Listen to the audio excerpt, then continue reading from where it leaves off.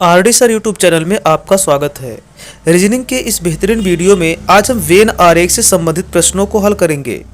यहाँ पर कहा है कि दिए गए वेन आरेख से संबंधित सही विकल्प होगा। यहाँ पर एक वेन आरेख दिया है और यहाँ पे 4 विकल्प दिए हैं। इन चारों में से कौन सा विकल्प इसको संतुष्ट करता है? खेत बीज उर्वरक, अगर हम इसको मानते हैं तो जो खेत है वह बीज नहीं है और उर्वरक नहीं होगा। ये तीनों अलग अलग चीज़ें हैं। अगर हम डॉक्टर नर्स मरीज की बात करें तो डॉक्टर नर्स नहीं होता या फिर मरीज नहीं होता, तो ये अलग की बातें हैं। पुरुष पिता बेटा, अब देखिए यहाँ पे एक पुरुष पिता भी होता है और बेटा भी किसी का होता है, तो यहाँ पर संबंध मिला। अगर हम इसको पुरुष मान लें तो एक पुरुष, इसको हम बेटा मान सकते हैं, बेटा भी होगा, और एक पुरुष ये पिता भी हो जाएगा, तो इसको हम पिता मान लेते हैं। तो इस तरह से हमारा तीसरा ऑप्शन सही होगा। अगला प्रश्न कहता है कि दिए गए वेन आरेख से संबंधित सही विकल्प होगा हॉस्पिटल, डॉक्टर, नर्स। तो आप देखिएगा हॉस्पिटल में डॉक्टर भी होता है और नर्स भी होता है, तो अगर हम इस बड़े वाले को हॉस्पिटल मान लें तो इसके अंदर यह एक डॉक्टर भी हो जाएगा और यह एक नर्स भी हो जाएगा, ठीक है ना। तो हमारा पहला ऑप्शन सही होता है। अगले प्रश्न में कहा है कि कांच, आईना, लेंस, फसल, अनाज, मैदा, पृथ्वी, शेर, पंछी और पंछी, जानवर, जंगल, ये विकल्प दिया गया है। देखिए अगर बात करें पहले विकल्प का, कांच, आईना, लेंस, तो जो कांच होता है, कांच ही का आईना बना होता है और लेंस बना होता है।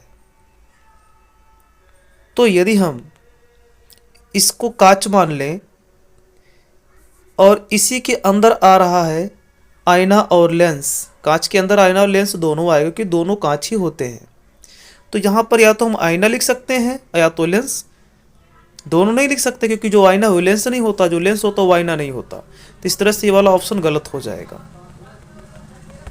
दूसरा है फसल, अनाज, मैदा। देखिए जो अनाज होता है ना वो फसल के अंतर्गत आता है, सभी अनाज फसल होते हैं। तो अगर हम इसको फसल मान लें और इसको हम अनाज मान लें तो मैदा के लिए क्या होगा, तो देखिए कुछ अनाज का मैदा बनता है और कुछ फसल का, यानी कुछ फसल अनाज का मैदा बनता है, तो इसको हम मैदा मान सकते हैं। अभी देखिए ये कुछ फसल को भी काट रहा है और अनाज को भी काट रहा है, इसलिए हमारा ये दूसरा विकल्प सही होगा।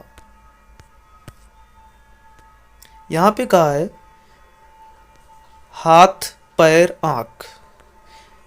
यहाँ देखिए 3 अलग अलग वृत्त बनाए गए हैं, इनका आपसी में कोई संबंध नहीं है। तो जो हाथ है वह पैर नहीं है, जो पैर है वह आँख नहीं है, या जो आँख है वो हाथ नहीं है, मतलब ये तीनों एकदम अलग अलग हैं। इस तरह से तो हमारा वेन आरेख सही लग रहा है, अर्थात पहला विकल्प सही होगा।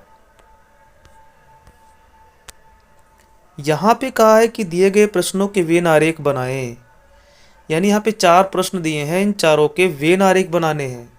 कांच, आईना, लेंस का किस तरह से बनेगा। तो अभी हमने पिछले एक प्रश्न में बताया कि आईना हुआ, लेंस हुआ, ये सभी के सभी कांच होते हैं, तो हम एक बड़ा सा वृत्त बनाएंगे जिसको मान लेंगे कि ये कांच है, और इसके अंतर्गत आईना भी आता है और लेंस भी आता है, तो यहाँ पे एक आईना कर दीजिए और अलग एक लेंस कर दीजिए। अब ये सोचिए कि अगर ये दोनों वृत्त एक दूसरे को काटते हुए बना दे तो नहीं बनेगा, अलग अलग रहेगा, क्योंकि जो आईना है वह लेंस नहीं होता, तो अलग अलग रहेगा इस तरह से। तो पहले का जो वेन आरेख बनेगा वो इस प्रकार का बनेगा। देख लेते हैं दूसरे का वेन आरेख क्या बनेगा। इसमें फसल है, अनाज है, मैदा है। तो बात करते हैं कि जो अनाज होता है वो फसल होता है ना, सभी अनाज फसल होते हैं, तो हम एक फसल को इस तरह से बनाएंगे और इसके अंतर्गत एक अनाज का बना देंगे।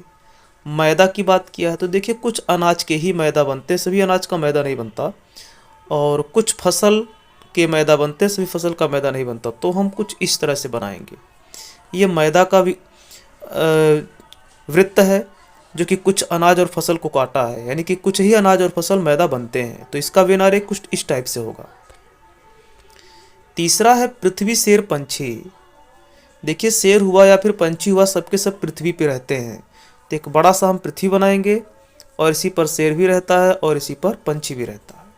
तो तीसरे का वेन आरेख इस टाइप का बनेगा। अब चौथे वाले का देख लेते हैं कि वेन आरेख क्या बनेगा। पंछी, जानवर, जंगल।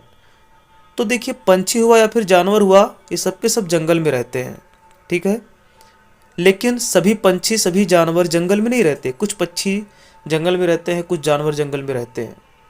तो अगर हम इसको जंगल बना दें तो कुछ पंछी रहते हैं तो इसलिए कुछ इसको काटेगा, और कुछ जानवर भी रहते हैं जंगल में तो कुछ इधर से भी।